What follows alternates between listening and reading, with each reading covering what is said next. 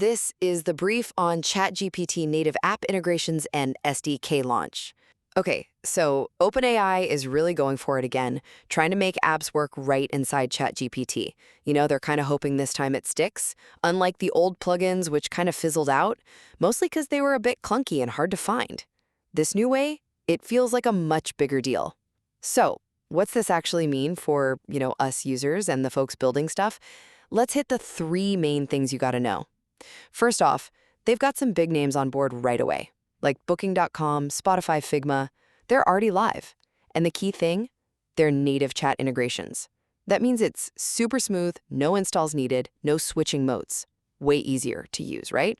Second, this is huge for developers. OpenAI dropped an Apps SDK, that's a software development kit, so basically anyone can build their own chat apps now.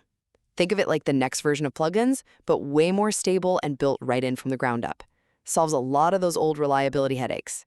Finally, let's talk money. How's this going to work? Well, we don't know yet exactly. Sam Altman mentioned there'll be, quote, various ways to make money later. But, the big question mark is this. Will companies be able to pay OpenAI to get their apps shown more prominently in the chat results? That part's still totally up in the air. Look, this isn't just some minor tweak.